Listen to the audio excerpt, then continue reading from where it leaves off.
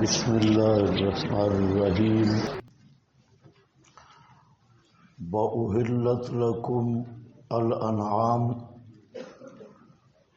اور حلال کر دیے گئے واسطے تمہارے جانور اِلَّا مَا يُتْلَى عَلَيْكُمْ،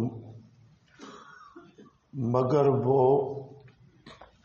جو پڑھے جائیں گے اوپر تمہارے، فَاجْتَنِبُوا الرِّجْسَ مِنَ الْأَوْثَانِ، پس بچو گندگی سے جو بت ہیں، وَاجْتَنِبُوا قَوْلَ الزُّورِ، اور بچو بات جھوٹی سے، حنفاء للہ، یکسو ہونے والے اللہ کے لیے، غیر مشرکین بہ، نہ شریک کرنے والے ساتھ اس کے۔ احلت لکم سے تحریمات غیر اللہ، تحریمات غیر اللہ کا مطلب یہ تھا کہ مشرکین نے اپنے معبودوں کے لیے بعض ادب مقرر کیے اور احکام مقرر کیے جو شرک فی التشریع کے زمرہ میں ہے۔ انہوں نے اپنی طرف سے چند مخصوص جانور، صائبہ، بحیرہ، حام وغیرہ، وہ معبودان باطلہ کے نام پہ چھوڑے اور اپنی طرف سے احکام مقرر کیے، جیسے کعبۃ اللہ کے جانور ہیں اور کعبۃ اللہ کے بعض احکام ہیں، احرام کی پابندیاں، حرم کی پابندیاں۔ تو اس کے مقابل مشرکین نے اپنے درباروں اور مزاروں کی حدود مقرر کی، احکام مقرر کیے۔ تو اس پر ذکر ہوا احلت لکم، حلال کر دیا گیا واسطے تمہارے، الانعام، الانعام مخصوص جانور جو مشرکین نے حرام ٹھہرائے تھے، الا ما یتلی، اس ما یتلی سے مراد یہ نیازات غیر اللہ ہیں اور غیر اللہ کے نام کی نظر نیاز، جیسے ما احل بہ لغیر اللہ۔ فاجتنبوا الرجس، بچو رجس سے، من الاوثان، رات کے سبق میں یہ بات گزر گئی کہ وثن صرف پتھر کو نہیں کہتے، وثن یا صنم اس کا معنی صرف پتھر نہیں، بلکہ لغت میں پتھر ہے ہی نہیں، حجر پتھر کے لیے لفظ ہے، وثن یا صنم لغتاً یہ پتھر یا سونے چاندی کو نہیں کہتے، بلکہ یہ وہ مخصوص صورت ہے جو انبیاء، اولیاء اور مقدس شخصیات کی بنائی جاتی ہے اور اس کو پوجا جاتا ہے، اور اس میں قبر بھی داخل ہے، صلیب بھی داخل ہے۔ تو جس چیز کے ساتھ بت والا معاملہ ہوگا تو وہ وثن کہلائے گا۔ اوثان، وَاجْتَنِبُوا قَوْلَ الزُّورِ، قول زور عام ہے، زور ہر جھوٹی بات اور ہر باطل بات، لیکن سیاقن اس کا معنی لکھا ہے ابن عباس سے، کلمۃ الشرک، شرک کا کلمہ، اور کلمہ شرک غیر اللہ کے نام یعنی تقرب کے لیے نامزدگی والا کلمہ، کہ یہ گائے، بیل یا مرغا فلاں بابے کے نام کا ہے، تقرب اور نامزدگی کا جو کلمہ ہے یہ قول زور ہے، اور یہ اس کا اعلیٰ فرد ہے، اور جہاں پر ایک یہی مراد ہے اور دوسرا آپ کے حاشیہ پہ ہے وہ قول اہل الجاہلیت فی تلبیتہم لبیک لا شریک لک الا شریک ہوا لک تملکہ وما ملکا، صحیح کر لو، ملکا صحیح نہیں لکھا، یہ الف نہیں ہے، وما ملکا۔ اس عبارت میں غور کریں، یہ مسلم شریف میں بھی موجود ہے، یہاں ابو سعود کا حوالہ ہے مسلم حدیث کی کتاب میں تلبیت المشرکین، مشرکوں کا تلبیہ، اور اس میں حقیقت شرک کو بھی بیان کیا گیا کہ مشرکین جب کعبۃ اللہ کا طواف کرتے تو یوں تلبیہ پڑھتے لبیک لا شریک لک، ہم حاضر ہیں تیرا کوئی شریک نہیں، الا شریکن، تو مسلم شریف کے لفظ ہیں لا شریک لک، پر آپ نے فرمایا قط قط قط، رک جاؤ، آگے نہ پڑھو، لیکن وہ آگے پڑھتے الا شریکن ہوبا لکا تملکہ وما ملکا، وہ جو شریک صرف وہ ہے جو تیرا اپنا پیارا ہے، تیرا محبوب اور مقرب ہے، تو مالک ہے اس شریک کا بھی، وما ملکا، اور شریک کے جو اختیارات ہیں وہ بھی حقیقتاً تیرے ہیں۔ یعنی اس حدیث اور اس جملہ میں کس چیز کو وہ شریک کرتے؟ شرک ذاتی نہیں، شرک عطائی۔ یہ جو عام طور پہ دیوبندی بریلوی اور آج کے یہ سارے وحدتی، یہ انہوں نے ایک عنوان قائم کیا کہ شرک تب ہے کہ اللہ کے برابر مانا جائے، یا شرک تب ہے کہ ذاتی اختیار مانا جائے، ذاتی یا اللہ کے برابر۔ یہ سورہ بقرہ میں مفصل بات گزر گئی کہ اگر شرک کا یہی معنی ہے کہ اللہ کے برابر ماننا ہے تو پھر ابو جہل بھی مشرک نہیں، کہ ابو جہل نے اللہ تعالیٰ کے برابر نہیں مانا، وہ بھی ہؤلاء شفاؤنا عند اللہ۔ اس پہ اگر کسی کو یاد ہو تو میں نے پوری بحث کی ہے، اب وہ دہرانی جہاں دہرائی نہیں جا سکتی۔ تو یہ جو ہے تسبیہ کا شرک، تو تسبیہ کا میں نے بتایا کہ وہ تسبیہ یا برابری ذات صفات والی ہرگز مراد نہیں، بلکہ وہ تسبیہ اور برابری معاملہ، پکار، نظر، نیاز، اس میں برابری ہے، ورنہ ذات صفات میں کوئی مشرک ایسا نہیں جو اپنے شریک کو اللہ کے برابر مانتا ہو۔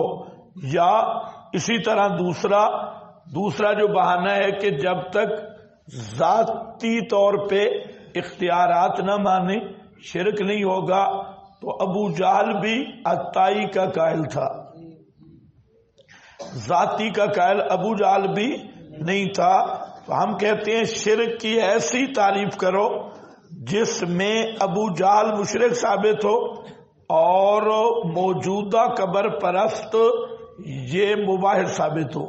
ہمیں ایسی تعریف چاہیے، کیونکہ ابو جہل اور مشرکین کا شرک مسلم ہے، وہ سب اس کے قائل ہیں کہ ابو جہل مشرک تھا۔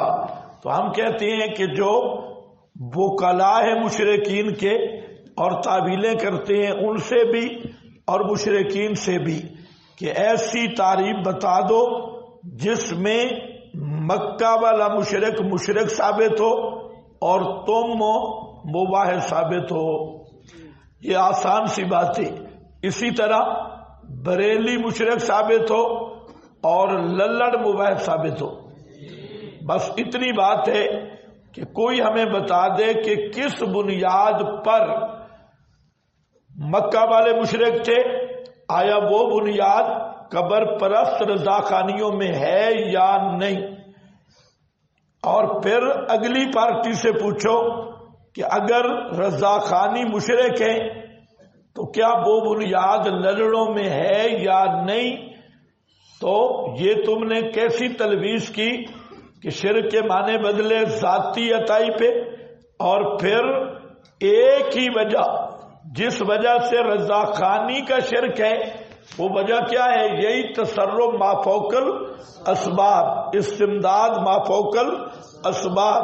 تو یہ اگر وجہ ہے ان کے مشرک ہونے کی، تو یہ جو لال بیگ ہیں ان کے مشرک ہونے کی بھی یہی وجہ ہے۔ یہ بھی کیا ہے؟ سما ما فوق الاسباب، بصر ما فوق الاسباب۔ یہ عجیب تماشا ہے کہ ایک طرف ابو جہل کو مشرک کہتے ہیں اور پھر رضاخانیوں کا دفاع کرتے ہیں، پھر کچھ رضاخانیوں کو مشرک کہتے ہیں اور لڑڑوں کا دفاع کرتے ہیں۔ تو یہ بات ہماری سمجھ سے بالاتر ہے۔ سب میں ایک ہی وجہ موجود ہے، جس بنیاد پہ ابو جہل مشرک ہے اسی بنیاد پہ رضاخانی مشرک ہے، اسی بنیاد پہ یہ للڑ برادری مشرک ہے۔ لوگوں نے معبود دونا معبود کا فرق کیا، انہوں نے مشرکون دونا مشرکین کا فرق کیا کہ ایک پارٹی یہ عقیدہ رکھے وہ مشرک ہے اور دوسری رکھے تو وہ کیا ہے؟ مباح ہے۔ یہ عجیب تلبیس ہے۔ تو یہاں دیکھو کیا کہتے ہیں؟ الا شریکن ہوا لکا تملکہ وما ملکا۔ بریلویوں کا ایک مولوی ہے، ماشاءاللہ اس کی زبان بڑی صاف ہے اور گالیاں جب دیتا ہے تو بہت مزے کی گالیاں ہیں۔ آج تک ایسی گالیاں بازار میں بھی نہیں اور کسی جگہ پہ بھی نہیں۔ اس نے یہاں ایک فرضی سوال بنا کے ایک پوری تقریر کی کہ وہ سمجھ گیا تھا کہ یہاں تو مسئلہ گڑبڑ ہے، کہ ہم بھی عطائی کے قائل ہیں اور ابو جہل بھی عطائی کا قائل ہے، تو اس لیے شرک سے تو نہیں بچ سکتے۔ تو اس نے اب وجہ پورا گھنٹہ تمہید باندھی، اور گھنٹہ تمہید باندھنے کے بعد وہ کہتا ہے کہ فرق یہ ہے کہ جو مکہ والے تھے وہ لفظ شریک کا کہتے تھے اور ہم محبوب کا لفظ کہتے ہیں۔ یعنی فرق دیکھو بڑا مفتی ہے۔ اور یہ سوال میں نے بریلویوں کے اندر جو سعید اسد سے گفتگو تھی اسی میں نے کہا کہ آپ ایسی تعریف کریں کہ عام مباح ثابت ہوں اور مکہ والے مشرک ثابت ہوں۔ تو یہ ایک ایسا گلے کا کانٹا بن گیا۔ انہوں نے خود مجھے بتایا کہ میں نے سارے بریلوی مولویوں کو یہ پوچھا اور ان سے پوچھوایا کہ ایسا معنی بتاؤ شرک کا، تو کہتے ہیں کہ میں جس دارالفتاح میں بھی پیغام کیا انہوں نے کہا کہ یہ سعید اسد ہی بتائے گا اور کوئی نہیں بتائے گا۔ تو اب اس کا جواب دینے کے لیے اس نے نام تو نہیں لیا، بہرحال ایک گھنٹے کا کلپ جاری کیا کہ مکہ والے مشرک کیوں تھے؟ وہ لفظ شریک کا بولتے تھے اور ہم شریک نہیں کہتے بلکہ محبوب کہتے ہیں۔ یہ فرق تو پھر مطلب کیا نکلا کہ یہاں پر آپ اس کو F16 کہہ لیں، یہ میرے پاس کاپی ہے تو اس کو آپ F16 بنا لیں، کوئی مسئلہ نہیں۔ تو یہ تسمیہ کا کیا چیز ہے؟ بات تو حقیقت کی ہے، تم شریک کہو یا محبوب کہو، عقیدہ کیا ہے تمہارا؟ تو محبوب کے لفظ سے شرک چھپ جائے گا اور شریک کے لفظ سے شرک کھل جائے گا۔ تو یہ ہے جہالت ان مفتیان کرام کی کہ وہ صرف تسمیہ تک وہ شریک کا لفظ بولتے تھے الا شریکن، اور ہم کیا کہتے ہیں؟ الا محبوبن۔ بس فرق تو ہو گیا، یعنی شین را یا کاف اور میم ہا اور با واو با، یہ فرق ہو گیا، نکل گئے شرک سے۔ تو یہ یاد رکھو نام بدلنے سے چیز کی حقیقت نہیں بدلتی، چیز کی حقیقت وہی رہے گی۔ تو یہاں یہ جو تملکہ وما ملکا، حاصل یہ کہ مکہ کا مشرک وہ ذاتی تصرف مانتا تھا یا عطائی؟ اور بولو اوپر، عطائی، تو شرک سے بچ گیا؟ اچھا مکے والا نہیں بچا اور پاکستان والا مشرک بچ جائے گا عطائی اختیارات مان کے؟ یہ ذاتی عطائی کی دکان اور یہ لیبل، تو اب ذرا خیال رکھو کہ یہ ہے قول الزور کا ایک فرد. قول الزور، لبیک لا شریک لک الا شریک ہوا لک تم، اور دوسرا فرد میں نے بتایا غیر اللہ کے تقرب کے لیے نامزدگی. وہ اسی طرح آگے فرماتے ہیں ہوبل کذب، قول زور، الزور الکذب، اور اس کے متعلقات ہیں. اور اعظمھا عقوبۃ الکذب علی اللہ فی ذاتہ او صفاتہ او افعالہ وہو الشرک. اور سب سے بڑا جو کذب ہے وہ کیا ہے؟ اللہ کی ذات پر یا صفات پر یا افعال پر، اور اللہ کی ذات صفات افعال پر جو کذب ہے اس کا نام کیا ہے؟ شرک. ہوا شرک. اور یلحق بہ الکذب علی النبی صلی اللہ علیہ وسلم، اس کے ساتھ لاحق ہوگا نبی کریم علیہ السلام پر جھوٹ، جھوٹی روایتیں، موضوعات، وہ بھی کیا ہوگا؟ قول لفظ، بولو قول لفظ زور، وہ بھی کیا ہوگا؟ قول لفظ. واجتنبوا قول الزور، بچ جاؤ جھوٹی بات کرنے سے. ذرا توجہ سے بیٹھو. اور یہاں کیا فرما رہے ہیں بزرگ؟ یلحق بہ الکذب علی النبی صلی اللہ علیہ وسلم لأنہ علی اللہ، کیونکہ پیغمبر پر جھوٹ بولنا یہ کس پہ جھوٹ ہے؟ اللہ پر.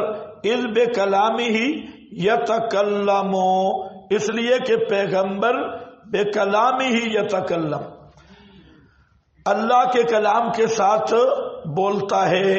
اور دوسرا جو اس کا متعلق ہے وہ ہے شہادت. اور شہادت کیا؟ تصویر الباطل بصورت الحق فی طریق الحکم، تصویر باطل بصورت الحق، حق کی صورت میں باطل کی تصویر. باطل کی تصویر یعنی اصل باطل ہے اور باطل کو پیش کیا جا رہا ہے حق کی تصویر لگا کر.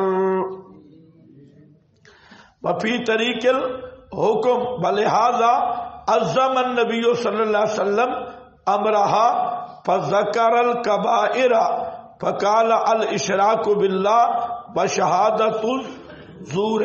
تو شہادت زور بھی یہی ہوتی ہے کہ باطل کو حق کی صورت پہنا کر پیش کیا جاتا ہے. تو یہ اس کا یہ بھی فرض ہے. تو تین بڑے فرض ذکر کیے ہیں قول الزور کے. پہلا فرض کیا ہے؟ غیر اللہ کے نام کی نظر نیاز اور غیر اللہ کے تقرب کے لیے کسی چیز کو نامزد کرنا، اس سے بچ جاؤ. اور دوسرا کیا ہے؟ شرک اور کذب علی النبی، اس سے بچ جاؤ. اب بتاؤ جھوٹی روایات اور موضوع روایات کی تردید کرنا یہ انکار حدیث ہے؟ چور بھی کہے چور چور، خود جھوٹی روایات پہ ڈٹا ہے. اور اللہ فرماتے ہیں بچو اس سے، قول زور سے بچ جاؤ، یہ جھوٹ پیغمبر پہ مت بولو. اور من کذب علی متعمدا فلیتبوأ مقعدہ من النار، جس نے پیغمبر کریم صلی اللہ علیہ وسلم پر جان بوجھ کے جھوٹ بولا وہ پکا جہنمی ہے. فقہا نے مسئلہ لکھا کہ جھوٹ بولنے سے آدمی کافر نہیں ہوتا، لیکن ایک کذب علی الرسول ہے. اگر کوئی آدمی رسول پہ جھوٹ بولے گا تو اس عمل سے وہ کافر ہو جائے گا. ویسے عمل کی وجہ سے کافر نہیں، لیکن کذب علی الرسول یہ کذب علی اللہ ہے، اور کذب علی اللہ یہ امارات تکذیب میں سے ہے، تکذیب کی علامت ہے۔ اس لیے جیسے اللہ پہ جھوٹ بولنے والا کافر ہے، اسی طرح رسول اللہ صلی اللہ علیہ وسلم پر جھوٹ بولنے والا کافر ہے۔ یہی وجہ ہے کہ حدیث کی روایت میں آخر میں کہا جاتا ہے او کما قال النبی۔ یہ کیوں کہا جاتا ہے او کما قال النبی صلی اللہ علیہ وسلم کے جزم نہیں ہے کہ ہم تک یہ روایت صحیح پہنچی بھی ہے یا نہیں، اس لیے کہا جاتا ہے او کما قال النبی صلی اللہ علیہ وسلم۔ ہمارے خطیب صاحب ہیں، انہوں نے آیت پڑھی اور کہتے ہیں لقد من اللہ علی المؤمنین اذ بعث فیہم رسولا او کما قال اللہ او کما قال اللہ۔ تو میں نے اسے پوچھا جی او کما قال اللہ کیوں کہا ہے؟ کہتے ہیں حدیث کے آخر میں نہیں کہتے او کما قال اللہ، بڑے بڑے شیوخ سے میں نے سنا ہے۔ میں نے کہا وہاں نہیں کہے گا تو کفر کا خطرہ ہے، اور جہاں کہے گا تو کفر کا خطرہ ہے، کیونکہ قرآن سارا قطعی ثبوت ہے، اور حدیث میں جو او کما قال رسول اللہ کہا جاتا ہے اس بنیاد پہ کہ کہیں راویوں سے گڑبڑ نہ ہوئی ہو اور اس کا ثبوت قطعی نہیں ہوتا، تب کہا جاتا ہے او کما قال رسول اللہ۔ سمجھ گئے میری بات؟ ہاں، قرآن کے لیے بھی کہو گے؟ قرآن میں شک ہے تو او کما قال اللہ کہا تو کام گڑبڑ ہوگا۔ ہاں، او کما قال النبی صلی اللہ علیہ وسلم اسی بنیاد پہ کہا جاتا ہے کہ پیغمبر پہ جھوٹ بولنا یہ کیا ہے؟ قول زور، اور اس سے بچنا واجب ہے۔ اس لیے ہر جھوٹی روایت کا انکار کرنا ایمان کے لیے ضروری ہے۔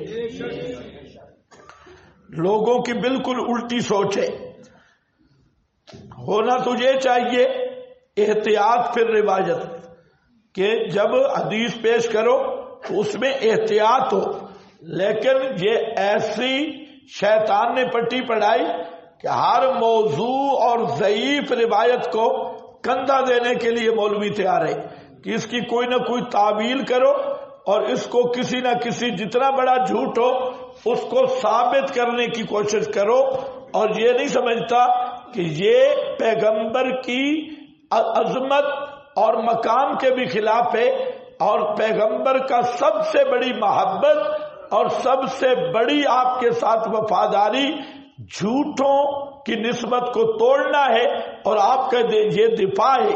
جس طرح آپ کی زندگی میں آپ کے وجود کا دفاع ایک بہت بڑی عبادت تھی، اسی طرح موت کے بعد آپ کی بات کا دفاع اور جھوٹی باتوں کی آپ کی طرف نسبت کا انکار کرنا یہ اصل پیغمبر کی محبت اور وفاداری ہے۔ لیکن ان عقل کے اندھوں کو الٹا نظر آتا ہے، مجنو نظر آتی ہے، لیلا نظر آتا ہے۔ وجتنبوا قول الزور، بچ جاؤ جھوٹی بات سے